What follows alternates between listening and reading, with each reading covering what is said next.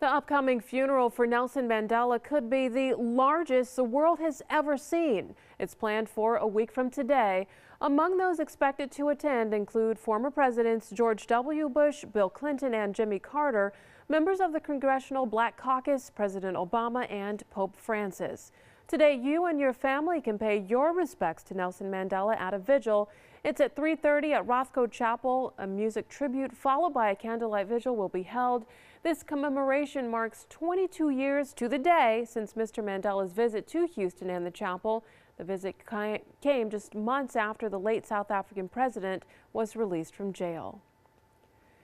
The life and legacy of Nelson Mandela is what we're talking about this half hour. We want to hear from you. Share your comments on our Facebook page and on Twitter. Chris Tritico, Mustafa Tamiz, they are in the newsroom once again. And in case you're wondering, Jackie Bally was a little bit under the weather. She started feeling ill, so she left, and she will be back next week. So you guys, can the impact of Mr. Mandela's life ever be understated? You know, I don't think so. This man gave up 27 years of his life to end apartheid in South Africa. I can't imagine a greater sacrifice that anyone could give than what Nelson Mandela did to end the worst atrocity that I can imagine. You know, this is not the same as African Americans being discriminated in the United States or in other countries. This was their homeland that was invaded by others, taken over, and then they were segregated in their own country. That is far worse than what we did.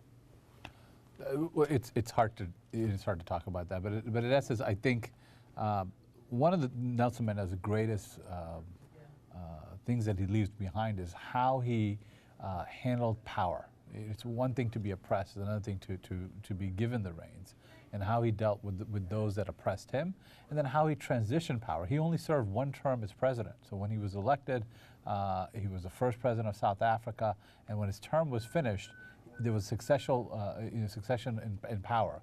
And that tradition, that building that democracy has been an incredible one. Well, there's still a great divide in South Africa in getting the wealth and the Africans up to par with the Anglos.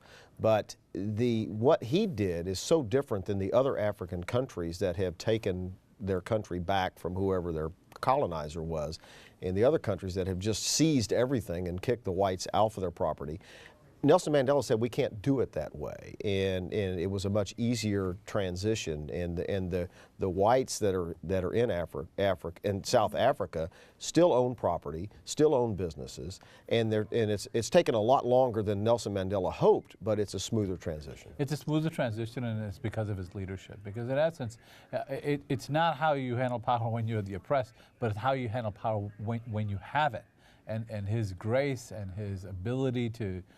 His humility, his generosity will live on, and he's inspired so many. And although he's led South Africa, but he's led the world in many ways. And not everyone agrees. I want to talk about that in a minute, but I want to go to Domley right now. She's monitoring our social media accounts. Yeah, that's actually what I was going to talk about, Chris. You know, when you look at a lot of the comments, you know, some people or a number of people call Nelson Mandela, you know, communist, a terrorist, and say he was in jail for a reason. How do you get such a stark contrast? So many people, you know, feel that he is just the epitome of what, you know, peace and unity should be, and then others feel completely opposite. You know, and quite frankly, that's the beauty of living in a country where you're free to say what you want. Unlike South Africa, when Nelson Mandela said, "You can't treat us this way," and he went to prison for a life sentence. And I'm glad those people are posting on our Facebook accounts and sharing their opinions. But what about this, Mustafa Tamiz? I mean, the people saying he's a communist, he was a terrorist. He went to prison for acts that were in violation of the federal law of South Africa at the time, but it was because he was saying, you can't treat me this way. Mm-hmm. Ignorance, right? Right. You have some people that are just ignorant about these things, and they don't have the generosity to offer others. They don't have that sense of grace.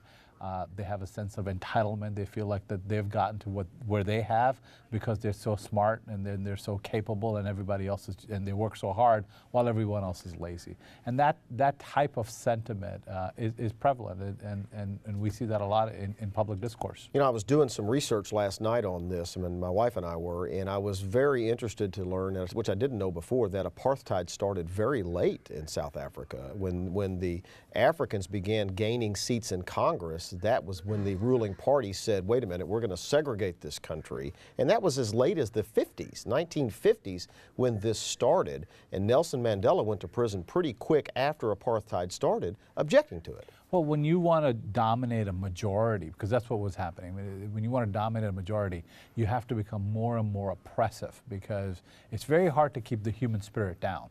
And the only way to do it is to squash it. And that's what happened in South Africa, as well as lots of places in the world.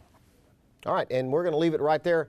We'll be back next week, and we promise Jackie will be here next week to balance out the show a little bit, because with Mustafa here, it's just one-sided and I think Jackie would agree with me on my comments about this. I'm sure Jackie would say it's one-sided because it's the Democrats' fault.